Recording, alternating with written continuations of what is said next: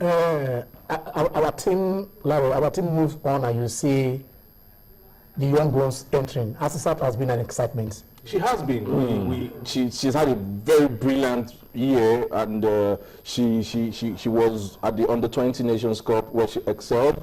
I think she was the best player in that tournament. I think she was also the highest goal scorer, if I'm not mistaken. She went to the African Women's Nation Championship and he made that MVP. She came to Lagos here to Slim Balogun Stadium and also the MVP game. And at that young age, you can see a gazelle, you can see a nightingale, someone who reminds you of a Kano. The brilliance on football. She's magical to watch. I mean, it's been a while. Even the men football don't even have the breath of fresh air. The breath of fresh air. The men's football don't even have that sort of exciting player. And she sounds intelligent. She is intelligent. She is well schooled. She is well groomed and all that. And Ken, the brilliant thing is that from the next tournament, they've increased it from 16 teams to 24. So it means 4 other teams will qualify. I mean, the top 2 will qualify. So that's 12. And then the next best 4. So it means. But we should not aspire for third place. No, we shouldn't aspire for third place. But I mean, in 1999, we're in the same group with USA. They defeated 7 goals to 1 first game. But the next 2 games we won and we qualified. So even if USA should thrash us by 7 goals to 1, I'm not saying that. You know, we should be able to qualify Australia, Sweden. They won't be able to spell Nigeria. They not again. So that is the female team that is going on there. You can see the draws there. Is that Jerome? That might look like Jerome Valke. Our friend, Jerome Valke is our friend. So imagine having the top 2. That is it. Before we come back home, Greg, probably we'll also just look at what is happening. The Ballon d'Or shortlist just came out. I mean, the final 3. I'm a little bit excited about Manuel Neuer. To me, I know a lot of people don't, but I'm excited about him being there. But just yesterday, 23rd hat trick. I mean, Ronaldo? What about him? He's going to answer this for you. As much as we talk about Manuel Neuer, you have got Ronaldo that is always adept at doing what he has to do. He knows how to do it. 23rd hat trick. He says a lot about how magical, how mercurial Imperial he is. He keeps scoring. You can't stop him.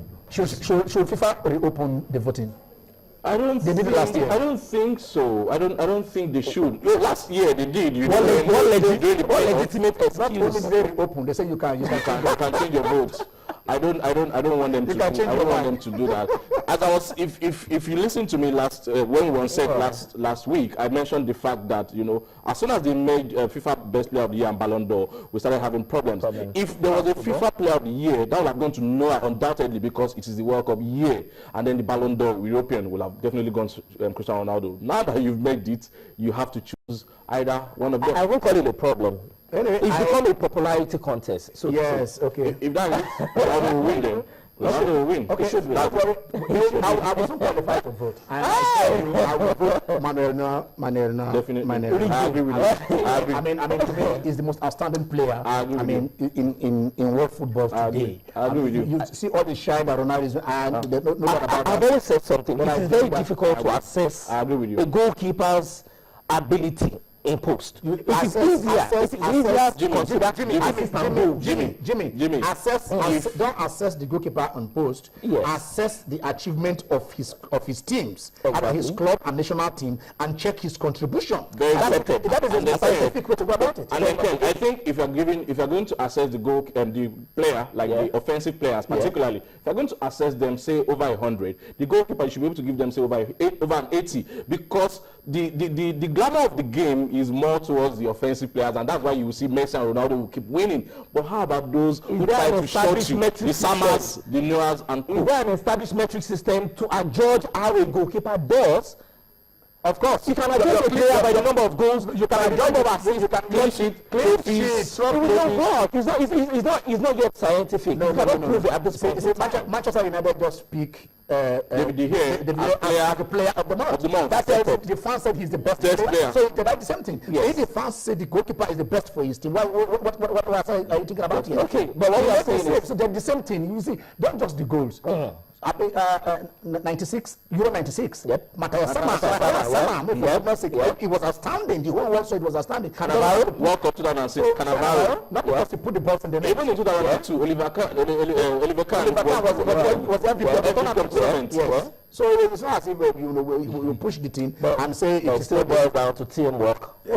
You see, okay, the goalkeeper is not part of the team. When the goalkeeper stops, it is part of the team. When the attacker scores, a lot of people will ask you this question. The German team won because of teamwork. No. It's more easier. No. There is no way the German team won because of the Italian team in 2006 won because of what? Teamwork. Who was the most outstanding player? Football has evolved back. 2006.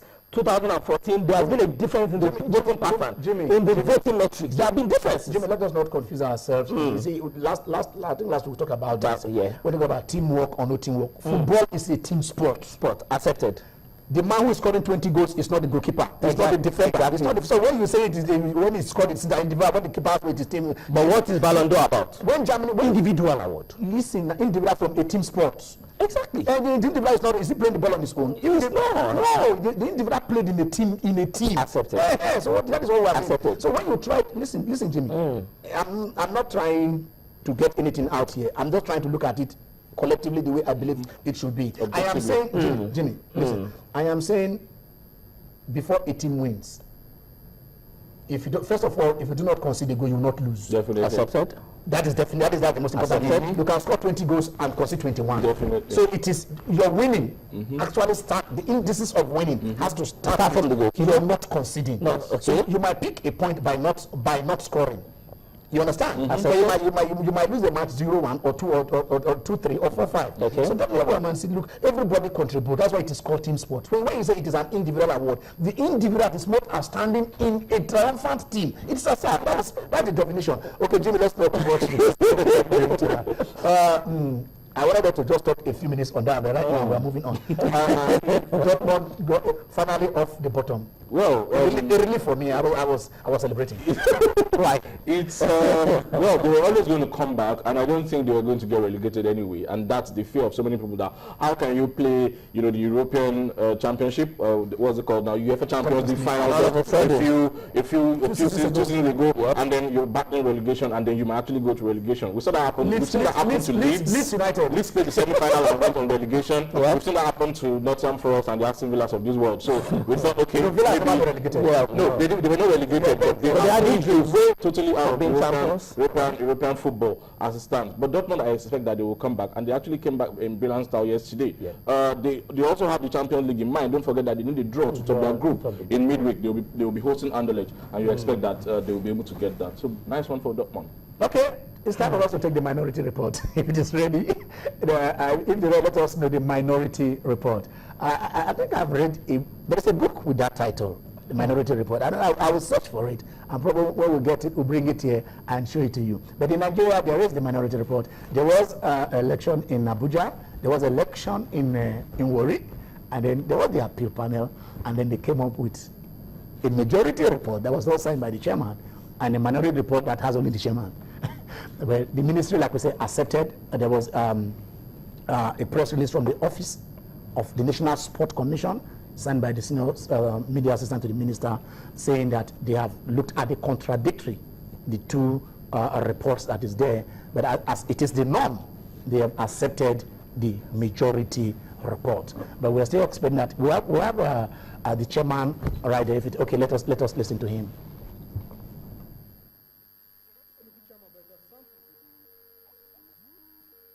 That the applicant did not name the members of the Labour Committee who are not members of NFF. I also did not adduce any evidence to show that some members of the Labour Committee are not members of NFF. The point points of the applicant refers to the appeals committee to be where the Labour Committee introduced itself as a legal practitioner and emerging partner of law firm based in Abuja. The applicant submit that the introduction of the electoral committee chairman to feel that he is a legal practitioner and emerging partner of law firm in Abuja shows he was not a member of NFF. The appeal committee has critically examined the assertion of the appellant. And the response of the first respondent and chairman of the electoral committee. The appeal committee also substantiated what the video covering is BA. And it is considered of the appeals committee that although the appellant did not specifically mention names of the members of the Labour Committee that are not members of the NFF, other than chairman of the Labour Committee, delegation of however cannot be simply waved aside with the one of the hand. This is because delegation of the Electoral Committee was improperly considered is a fundamental allegation that touches on the competence of the Electoral Committee to conduct the election. been a fundamental allegation where we are responding, including NFF, to specifically and substantially deny same in the response, which they failed to do so. The minority report. I don't know if I'm right. I just want to say something. Probably, since the ministry have accepted, should we say let the PNIC board continue the job? But in terms of justice, should other people pursue it just so, in order so we won't get to see this, a lot of these contradictions again. Where do we stand? Do we go, because there is one word I don't like here in Nigeria, let us move our football forward. I mean, you don't move forward when you have, when there are a lot of things. I think it is better for you to have a solid foundation, clean your house and move. So that when you want to move that forward, nobody will tell you, you will naturally progress to the next point. Okay, I'm really tired. I'm frustrated about the politics and administration of Nigerian football. On the one hand, you have members of a committee coming out to say, you know, nothing wrong with the election, so to speak, and then the chairman of the same appeal committee comes up with his own report, and he stood alone when he said that. As you've said, this can actually leave room for what's it called now, future court cases, and we go back to square one. You know, what exactly we're trying to avoid. And I don't know, the National Sports Commission has said they'll go with the majority report. I don't know how this bodes for our football. It's frustrating, really. I can't actually say more than that gentlemen can't come together to agree to move our sports forward. It seems we take one step forward and two steps backward every time. And that's exactly what this is telling the whole world. And anytime, as a matter of fact, Sepp Blatter, John Valky, they're tired of us. Any correspondence you see now from Nigeria, and they see it now, oh, it's coming from Nigeria, oh my God, not again. They seem to... even the Sepp Blatter and the their own issue is... They have their own. Because the same thing, they set up a report. The allegedly Dr. Keats came up with somebody who did the investigation said, the report even from what I investigated. You get it now. I did an investigation. You are coming out with a report really different from what I wrote. You came out with your own. So probably it is the same thing we're having anywhere. Now, if anybody wants to go to court now, they're going to just base. They're going to base it on the minority report and quote by Mr. Joa and say, oh, since he was the only lawyer, the chairman of this thing, and he signed. Remember, the majority report, I don't think he signed. And as the chairman, I think he's supposed to sign. So they can go, and we leave room for all of these things. Jimmy, I ask you this because before even the report came out, it was the FA that first of all said tell us about the report. If you ask a panel to go and do a report, how come you are the one releasing what the panel have said before the panel submitted that report? Because they are vested interest. Okay. Because they are vested interest, and I think we'll still go back to the issue of having a CAS. Court of arbitration. God bless you, Jimmy. If we don't resolve that particular one, then we'll continue to deceive ourselves. Because I think also that we've had too much of backstabbing, mudslinging in our football. We really don't want to get it right, because the constitution of the appeals committee in the first place was wrong. Somebody has to step. I mean, there's some of the members of this particular appeals committee had already been appointed by the current new board. So it tells you a lot about what happens within our football. We don't want to get it right. What about the structures? We need to get the structures right. Okay. So if we get the structures right, then maybe we can start talking about how to, hit it on the head.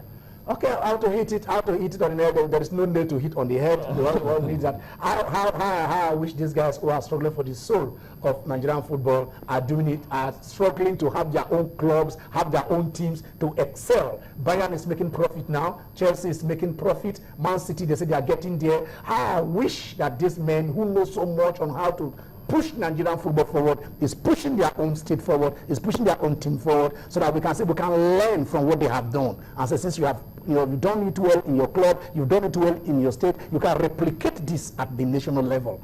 We all are saying we are the patriots. I hope that we are all patriots. Gentlemen, it's lovely having you guys here. Always a pleasure. All right. We're taking a short break, and when we do come back, yes, we shall probably visit Belgium, but it will be sports development and recreation in Nigeria. And Ethiopia will send the house, and also Copa Lagos.